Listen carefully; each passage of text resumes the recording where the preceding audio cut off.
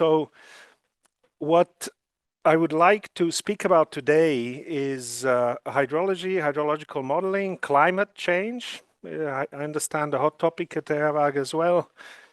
And why in these topics details matter. Recently, I was giving a talk in German at the Science City at ETH, and I decided to raise a bit the scientific standard. So I'm not repeating that talk here, but talking here to a scientific audience, maybe in fields that are a bit different from hydrology. And I hope I'll entertain you with some of our work in my group over the last 5+ years. So I'll be showing a lot of things of a number of other people.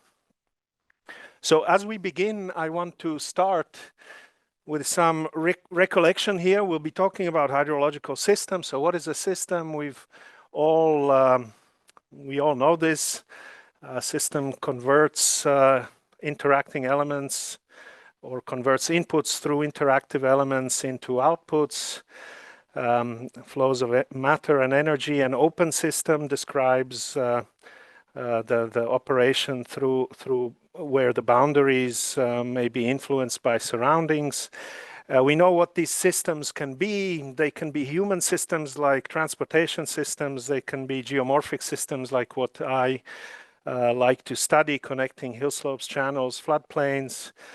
And there can be human systems also that deal with water, like this amazing small reservoir irrigation concept in Brazil that works very well for small farmers. When we speak of systems, we think of complexity, of complex systems. And when you would ask yourself or ChatGPT, what is a complex system? Probably these 5 properties will pop up. It's highly structured. Complex here doesn't mean that it's complicated or vice versa. A complicated system doesn't have to be complex. There are many feedbacks, positive and negative thresholds involved, nonlinearity. And I recognize people in the room, some are modelers. We know that some of these hydrological systems are often poorly predictable. So the predictability is low because often of their complexity.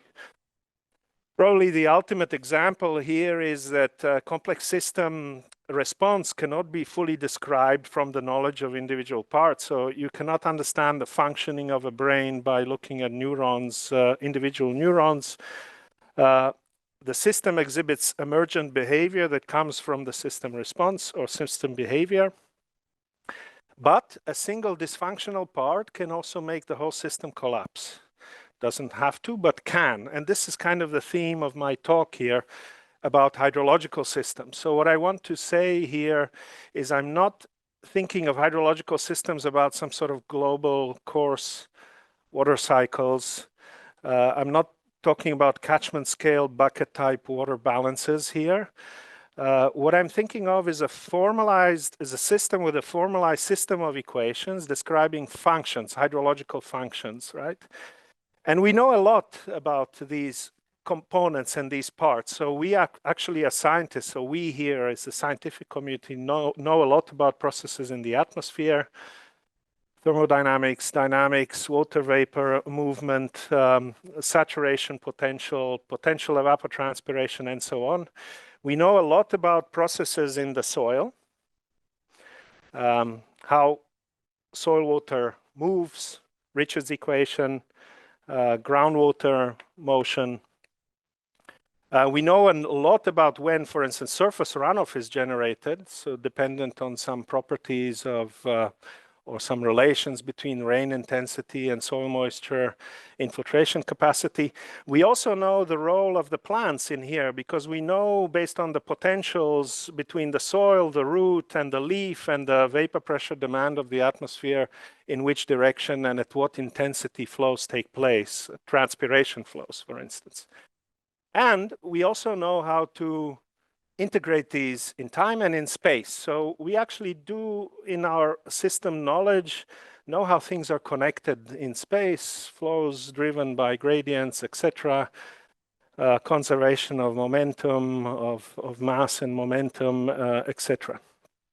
So to get predictions of water contents and sub and surface flows at hill slopes and in channels, this is a pretty well-defined system. Of course, there are parameters involved. We need to know how to calibrate these parameters, but it is a system that is formalized in this way. Often we, however, are not interested in the water contents or the runoffs, but we want to know something else. We either want to know how is the water content related to water scarcity, for instance, in agriculture, right? Here you see global water scarcity maps. Large parts of the world have 2+ months of water scarcity every year, where people don't have enough water for their needs, right? So big global problem.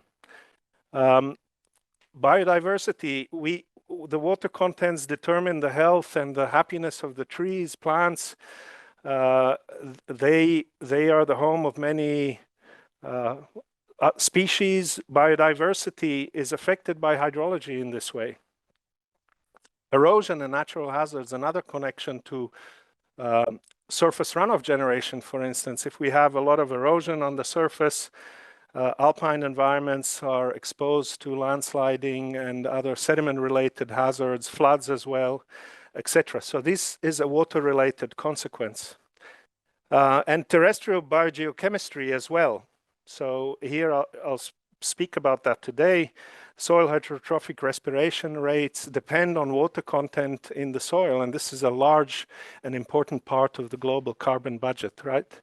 So think of this hydrological system described by equations, and we work hard on those, but actually that is just a platform to understand the other impacts around usually.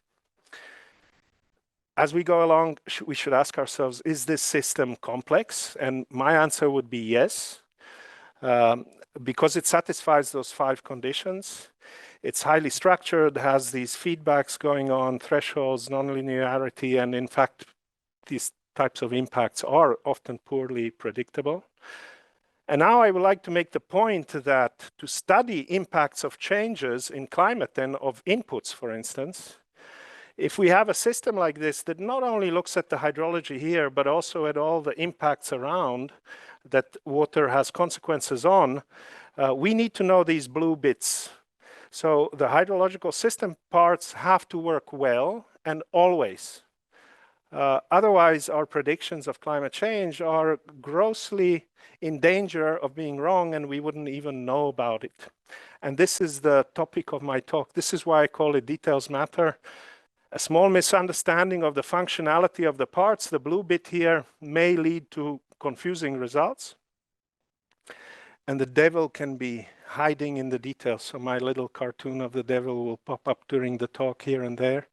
It's the devil hiding in the details that we are after here.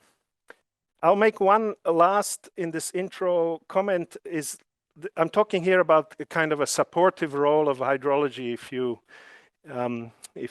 if you are following me. So I'm going to say to the ecologists, geomorphologists, and so on, the function of hydrology in their research may even be secondary. So what you want to know is the water content in the soil, and you don't care how your colleague got that water content or this model derived that water content. So this often leads to simplifications and may breed some misconceptions about the hydrological system, right? And if you want to read a funny paper about this, try this one by Vít Klemeš in 1986 about dilettantism in hydrology. He's talking exactly about this fact that hydrology as a field is very often tackled by people who are actually not working in the central part of hydrology, but actually are interested in the impacts hydrology has on other fields. And so I want to now, in the remaining part of the talk, give you 3 examples of where I have experienced in the last 5+ years the devil to be hiding in the details. The first one is alpine evapotranspiration and change in alpine evapotranspiration during a summer heat wave. And here the problem was that we have this drought paradox that we normally think in summer heat waves, evaporation, transpiration will go down, there's not enough water, rivers will run dry. It turns out that it's not completely like this, and I'll show you why. This was work by Master Theodoros, and Simone Fatiki here was supervisor there. The second group or question or example is on global soil heterotrophic respiration and changes in it. Very important part of the global carbon budget. And here we'll show that we were actually expecting very complicated responses, and just by hydrology or water content changes, we could actually explain a lot of what other scientists were observing in respiration change globally. This was work done by Alon Nissan in my group, and the supervisors were Markus Holzner and Kino from Eawag that you know. And the final example is about mountain sediment yields, where I will look at the debris flow catchment, the Ilgraben, to show that if we think of climate change having impacts on sediment transport, we cannot forget that it also has impacts on sediment supply. And we can get completely confusing results if we ignore one of these two parts of the picture. And this is work by Jakob Hirschberg and Georgie Bennett in my group. So let's go for it. In all of these three examples, I'm not going to be talking about the models. If you are interested in that, we can talk later. I'll just look at the results and kind of the messages that I wanted to leave you with today. Here is a prediction, a modeled prediction of the summer evapotranspiration in the Alps, entire Alps. Switzerland is here. In May, September 2003, heavy drought year.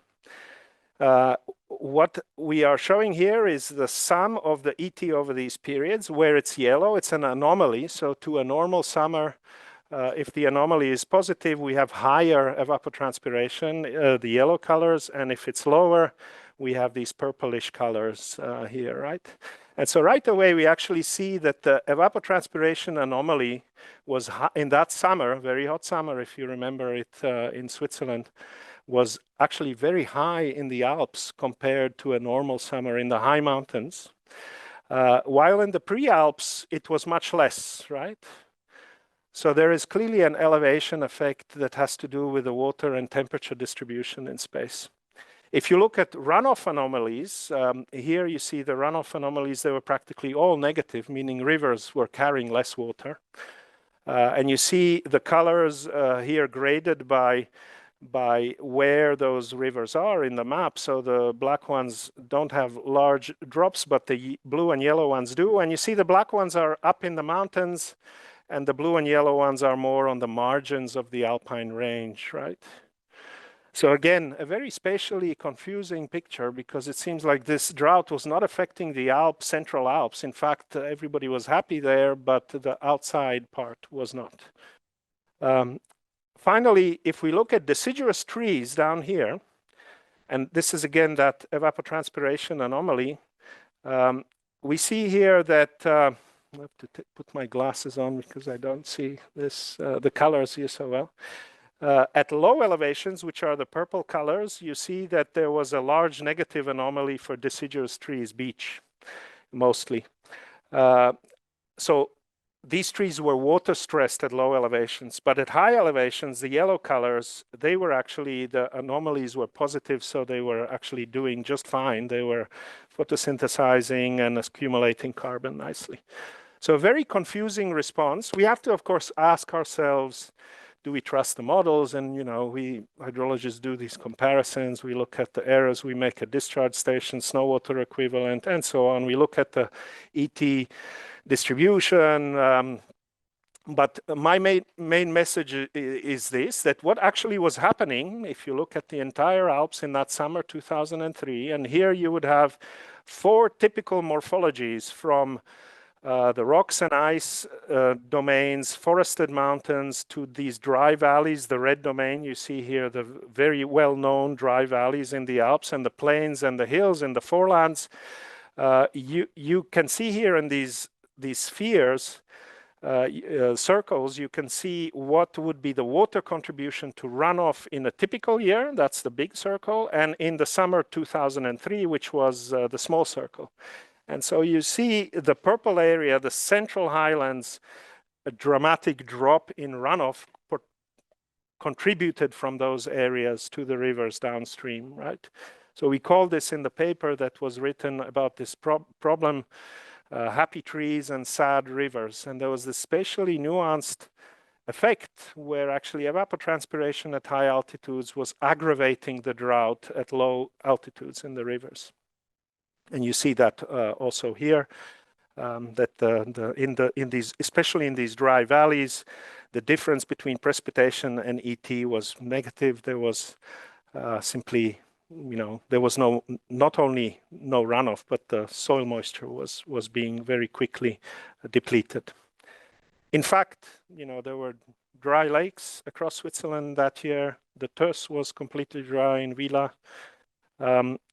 Studies of climate change that are shown here for 4 cities from Zurich, Basel, Lugano to, what's the last one, Genf. Those are the 4 bars here. And you see typical variability of maximum 2-week temperatures. And the 3 largest droughts up to last year, so 2022 is not included here, are the markers here. And you see, so those were exceptional compared to the norm in the current climate, 2003, 2015, 2018. But if you look at what the models are telling us how the future will be for these 2-week high temperatures, they will become the norm in the future, right? The very near future, that will be simply normal summers. Message. So we definitely are seeing a warming Switzerland. There's a very new data set of homogenized mean annual temperatures over Switzerland from MeteoSwiss, including last year, 2023. And when you look at these, you see very clearly rising temperatures that are definitely statistically significant if you're into that type of testing. Rises of about 3.5 degrees in the last 40 years, right? This is a massive change.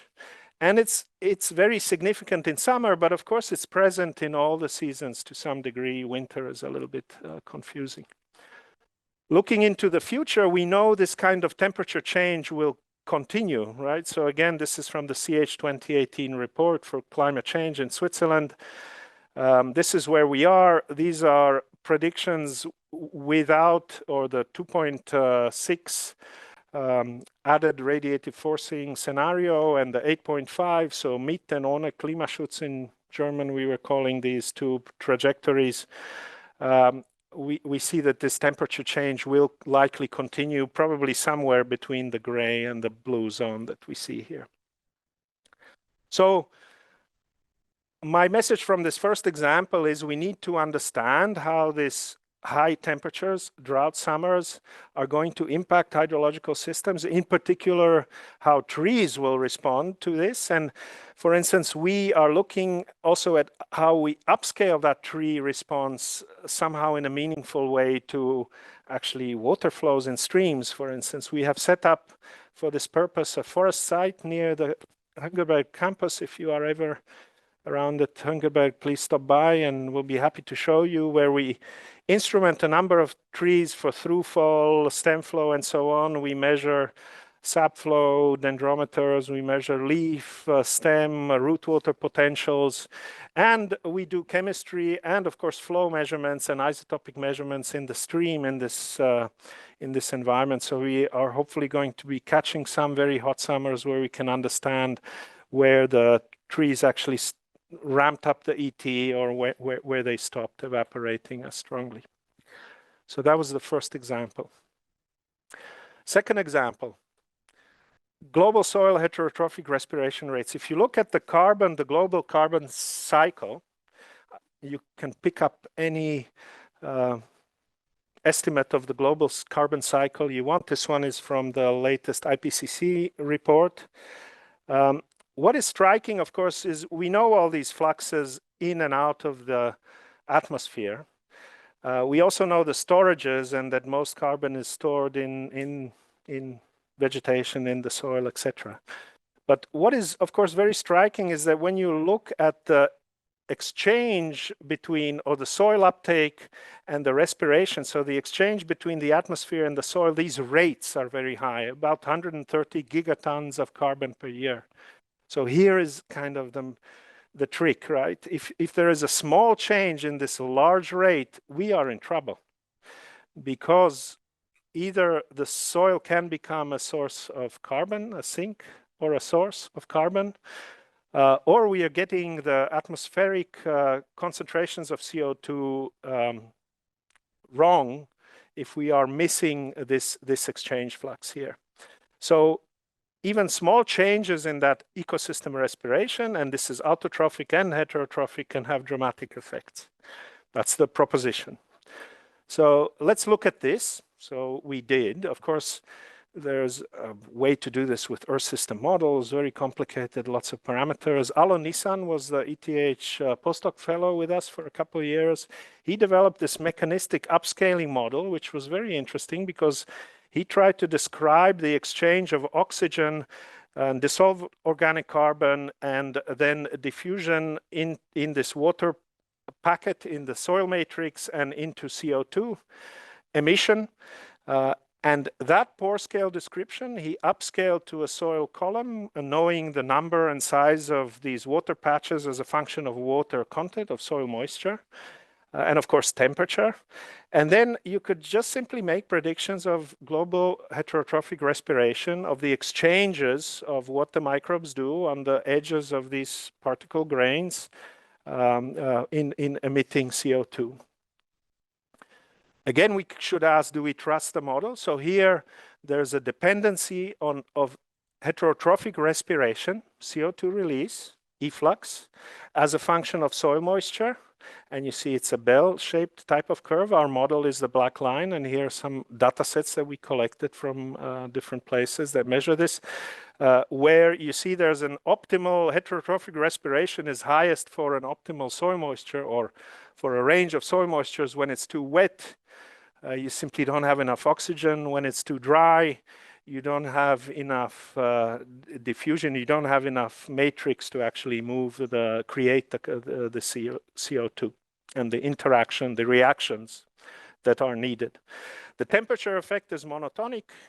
The warmer it is, the higher the reactions are activity, and therefore the heterotrophic respiration is higher, and so on. We can compare with observations. We get such maps of heterotrophic respiration rates. This is in log scales, which makes sense. We have highest rates in the tropics and in North America here, and then we have very low rates in, of course, dry climates and very cold climates, right? We also then need to test whether this kind of simplified model actually works to explain observed changes in soil heterotrophic respiration, and that's what we did here. And you can see here for different 5 climate zones, we in fact predict increases in soil heterotrophic respiration up to now, or 2020, when we did this study. And this is what people who are observing respiration in FluxNet sites and so on see. So we even without going to very complicated Earth system models, we can see with this simple upscaling approach, it's not that simple, but it's simpler than an Earth system model. We can see that we can explain only by temperature and soil moisture the behavior of the ecosystem with regard to microbes producing CO2. What about the future? So you can ask, okay, climate change impacts. Let's look at that. Here we put in 10 SMIP models, SMIP 6 models, and you see this ramping up of heterotrophic respiration again by 5 climate zones. And there's an increase from today of about 20 to 40% possible by the end of the century, right?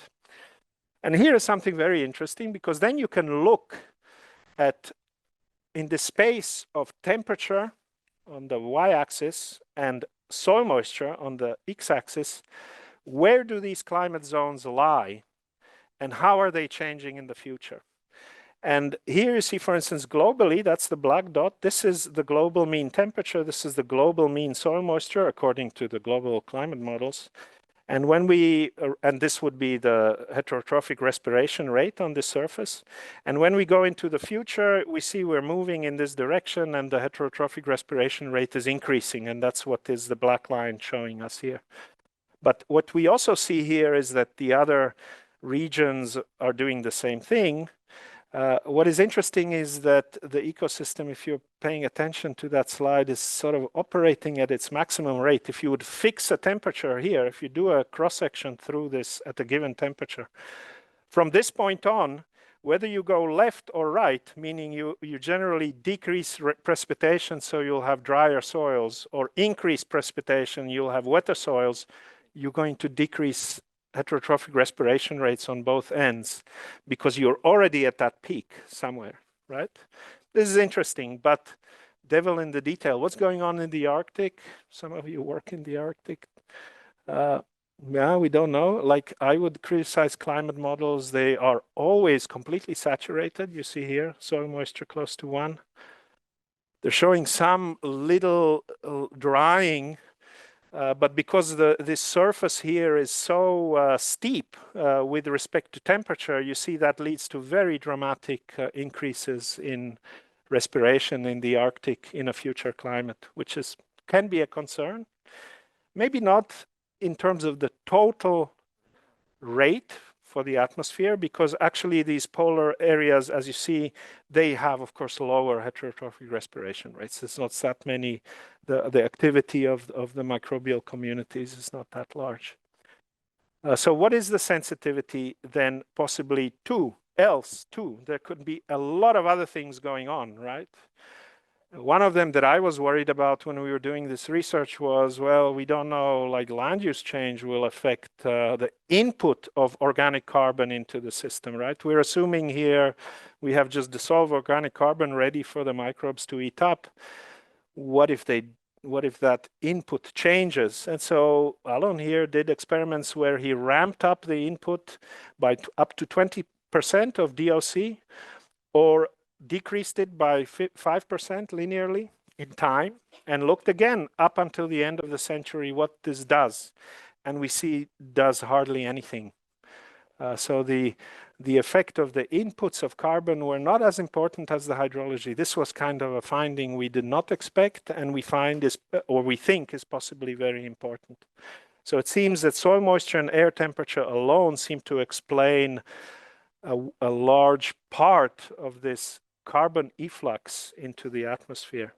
What does this say about climate change? To me, it says something like this. Earth is a very fine-tuned water, soil, biosphere, atmosphere system, and small changes in climate may have large consequences, therefore. And although we know how most of these parts work, we know how soil heterotrophic respiration takes place, some of the system responses are not known, and this, I'll come back to this at the very end of the talk. It's to me not a coincidence that some effects of climate change are more visible than others. Last example.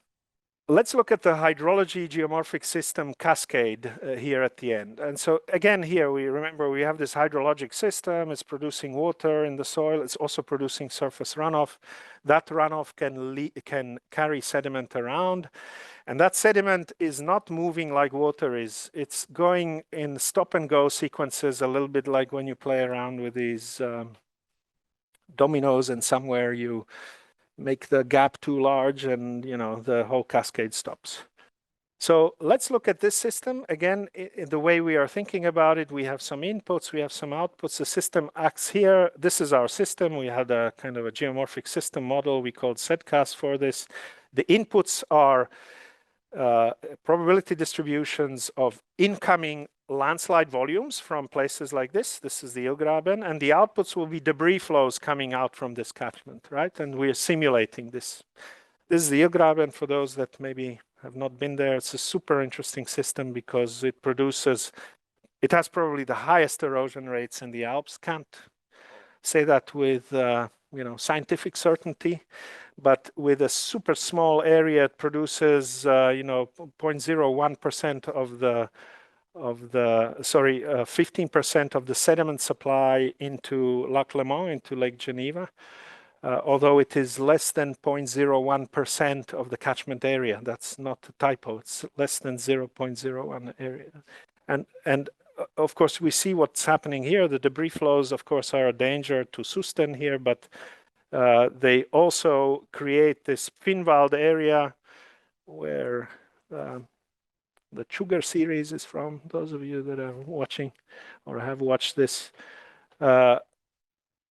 where the river is wild, is braided. It's impossible to contain it in a flood protection sense like the rest of the Rhone, right? So ideal place to study a sediment cascade. Beautiful playground, but you know, of course, we also know it's not a super representative place because there are hardly many places like this around the Alps. What is this stop and go? When we look at landslides mapped on the sediment producing surfaces in the Illgraben, we see very clearly here you have a large landslide. This is a dramatic erosion up to 10 and more meters vertical that fell down this slope and deposited this blue deposition cone here. In the next period, you see down here, this part was eroded. But a new landslide happened just next to where the old one was, again depositing a huge deposit here. So this is the stop and go. The sediment never leaves all at the same time. It leaves in these sequences of motion. We have a system that behaves like this. Here you see some driving climate, snow. This is the water discharge. And now here you have sediment events, which are debris flows or just sediment transporting events. And here you see the sediment supply in the system, or the available sediment in the system. And so this becomes now very interesting, because you see that you may have large, like 2 debris flows following each other here that almost completely evacuate the sediment from the system there. And when you come to the end of the debris flow season, here you have very small debris flows, or practically just sediment-laden flows. But actually the discharge was almost just as high as before, right? Why are they so small? There's no sediment left in the system, right? So now here is like the question of sediment and supply going to be obviously prominent. Again, do we trust the model? We get distributions of debris flow volumes correctly. We can play these kinds of games that modelers love to do. Look at what we turn on and off the hydrology, how things change, in this case, the distribution of rainfall leading to debris flows. What we are modeling is something like this. Every event has a sediment volume and a water volume. This is like a concentration, basically, how much sediment is in this event of water volume. And of course, if you are transport capacity limited, you follow this envelope, which is given by a sediment transport formula. All hydraulics people in the room will be familiar with this. This is what we calibrate in the flumes. Very often, this is what we believe. All sediment transport goes following to the transport formula. That would be this envelope. But we see actually in our model, geomorphic model, is suggesting to us that there are a whole lot of other cases that are supply limited. They have, for the same amount of discharge, much less sediment, because at the time they happened, there wasn't sediment in the system. So we have a problem.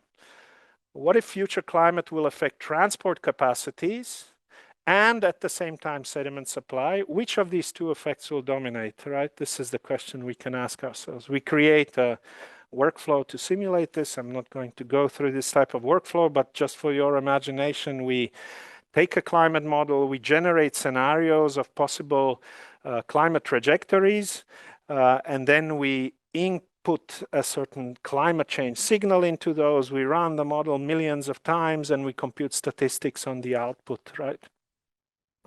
And this is what comes out from those types of studies. This is the discharge that would lead normally to debris flows, that we know in the Illgraben would lead to debris flows. And here we have gray is the reference period, today's climate. And then we have 2035, 2060, 2085. Again, these are all scenarios developed by CH 2018 for this purpose, to test hydrological models and other impact models of climate change in Switzerland. This is for the entire year. You will see that basically we're going to have more hours per year of sediment producing discharges or sediment transporting discharges. And we see, if we break it down by months, that change is coming mainly in the spring and the fall. right? Summer, not so much. So can we deduce from this that sediment yields will increase in the future? You know, you should already, if you're paying attention, say, yeah, sure, there's more time for the sediment to be moving, right? So this geomorphic system model is going to give us that answer. Yes, it's going to say yes if the sediment is unlimited. So this is the transport limited case, B, the black dots, right? And there we see this is the seasonality of sediment yields. The reference is the gray, and the colors from blue to orange are going into the future. So we see across the board in the future more sediment, transportability, more sediment. So if you just believe that part of the model or the story, you say more sediment coming in the Illgraben in the future at you. If you, however, include sediment possible supply limitations, you get exactly the opposite response. The reference gray is here, it's the same as here, but you see the future climates are actually showing us increases in sediment yields in the winter, but decreases in the summer. So how can this be, right? You can say the answer can be yes and no to the same question, depending on whether sediment supply is limiting. And in this case, we are convinced that sediment supply is produced by frost cracking. There may be other sediment producing mechanisms, but let's look at this one. So frost cracking happens when there is no snow cover, which insulates the ground from temperature variations. So when you have no snow and you have freezing temperatures, right? That's when frost cracking happens. And we look at how often does that happen here. And so this is where the devil is going to be hidden in the details, because here you see into the future. So here again is the reference, first column, and then 3 future climate slices. And now we have the colors represent different elevations in the catchment. So if we're looking at mid-elevation, the blue one, we see, of course, as we would expect, because Switzerland is getting warmer, the number of freezing days is reducing. All good. But what is also increasing is snow to insulate the ground, right? So there is less snow to insulate the ground. What is increasing is also the time when the surface is snow-free. In the summer, that doesn't matter. But in the winter, when the frost cracking mechanism takes place, that does matter. And when you combine these two, you actually realize that at low elevations, the blue areas is kind of hard to see. At the green elevations, the low elevations are the green ones, 1,600 meters. You see there's a decrease when you combine the two conditions of the frost cracking mechanism to take place. And why is that? Because the increase in warming is more important than the change in the duration of the snow cover. But when we go to high elevations, that's not the true anymore, because at high elevations, despite it's getting warmer, in winter, it's still below zero. And it's enough to generate, geomorphically speaking, the sediment production. And so there, the fact that we will have, because of lower precipitation and warmer temperatures, less snow cover becomes less insulation, becomes a problem. So here the problem, the devil is hiding in the details, that we will not be able to understand these kinds of processes until we look at this specific link between sediment supply and the production of sediment. As a side note, by the way, we should always partition uncertainty when we do studies like this. I don't know if you're familiar with these types of plots that Hawkins and Sutton came up in 2009. The different colors represent into the future the partition of the uncertainty, either to climate models, the blue one, to emission scenarios, the green one, and to internal climate variability, the orange one. In climate sciences, they do this now all the time. I'm saying we should be doing this in hydrological and geomorphic studies as well when we look at climate change.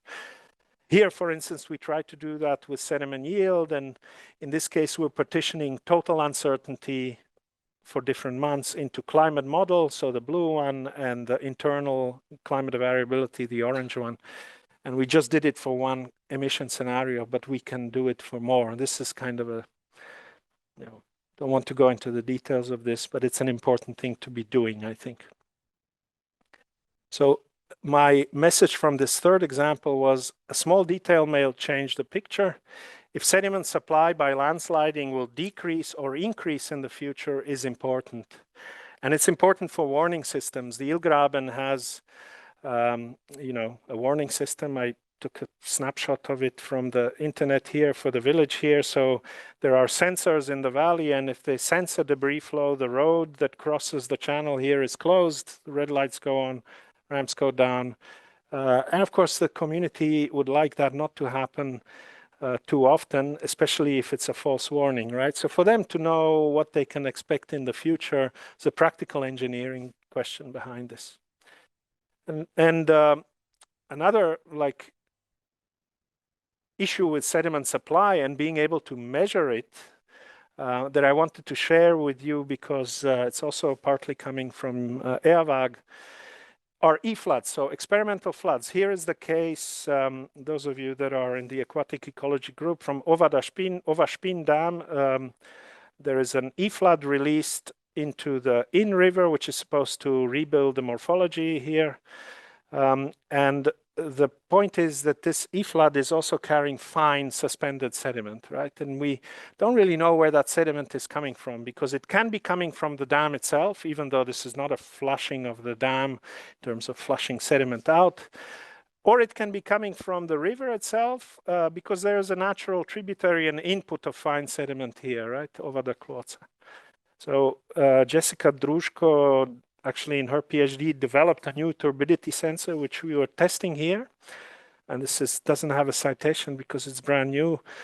These are our measurements for the last two e-floods released last year and 2 years back.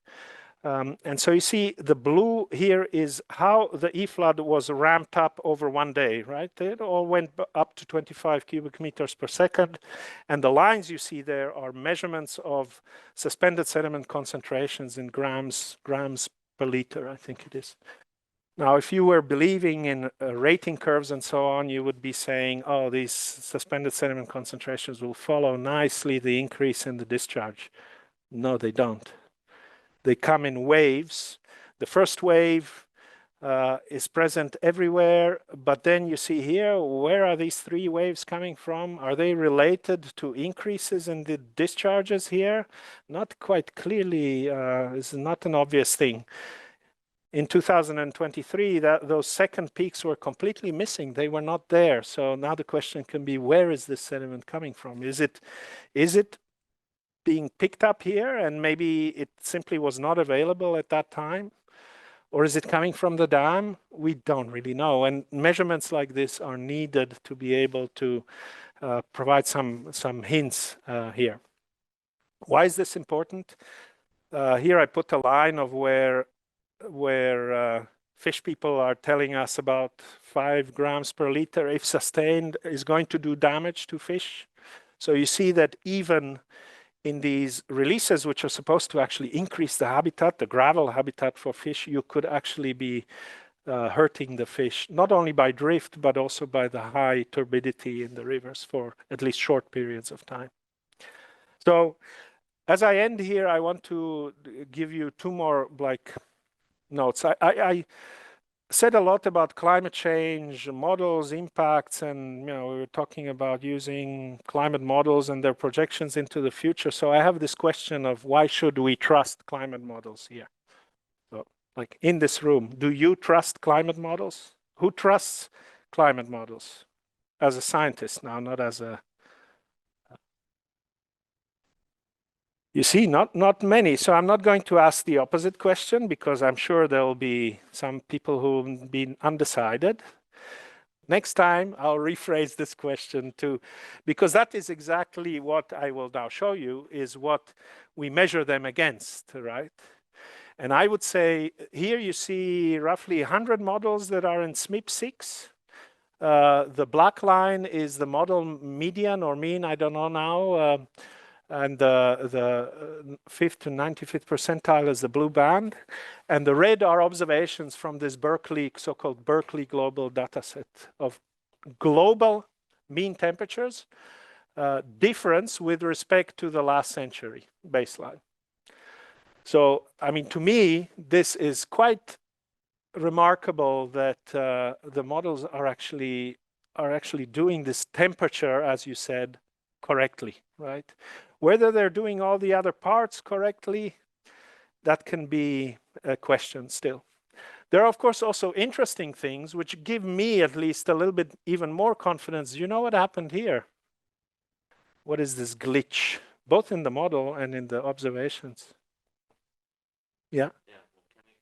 Yeah, that was, that was Pinatubo, Philippines, 91, June 91, I think. And you can see very clearly in observations, of course, led to a temperature drop, global temperature drop of about 0.5 degree, and the models pick this up beautifully. So there are certain signals where it's not really fair to be completely critical of these climate models, even though they need all these debiasing and all the other tricks we play with them. The temperature warning, this is my slide that was most popular at the Science City event 2 weeks ago at Hungerberg. It is a fact that, these very cold winters we are not very likely to see in Switzerland widely. So Seegfröhne is this nice Swiss word which means frozen lakes. And here's the frequency of frozen lakes. The darker the color, if the color is very dark, the whole lake surface is frozen. If the color is not so dark, it can be just that the center of the lake was not frozen and the banks were.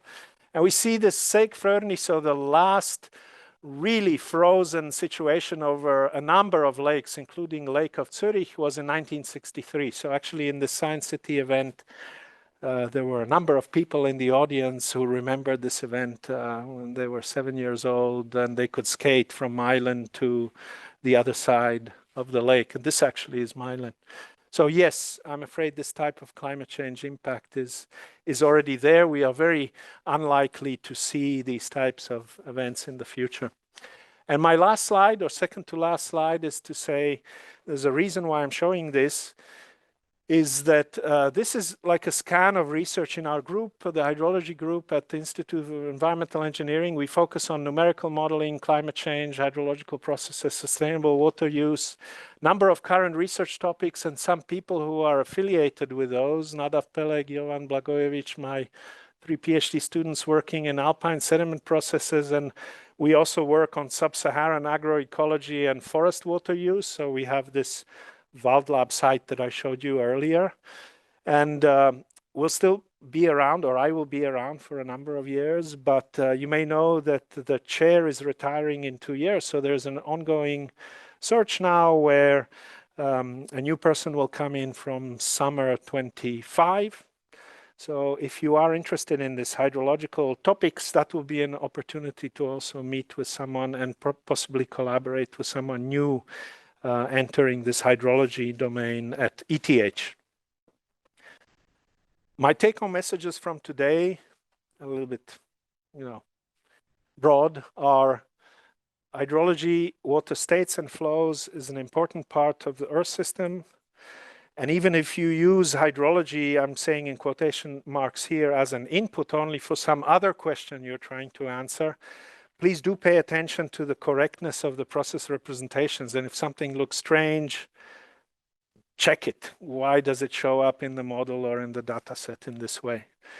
I would like to leave you with a message that details in hydrological descriptions matter. And sometimes small details, these blue connections inside the system can give us completely different responses. And so we have to then pay attention to making global and far-reaching statements without being absolutely confident in what we are saying. And my last more philosophical statement here, that as scientists, I'm convinced we should be more vocal about the sensitive balance of the Earth system as such, and that in our fields, the role humans or other disturbance elements play in this climate change or climate sensitivity of the Earth system, so that the people who are out there looking to us and listening to us understand that there are certain types of changes which are irreversible, and can be very dramatic. And despite we know there are large uncertainties about some of these, I believe as a scientist strongly that we should not shy away from talking about those types of effects in the public as well. And with that, I'll end. Thank you.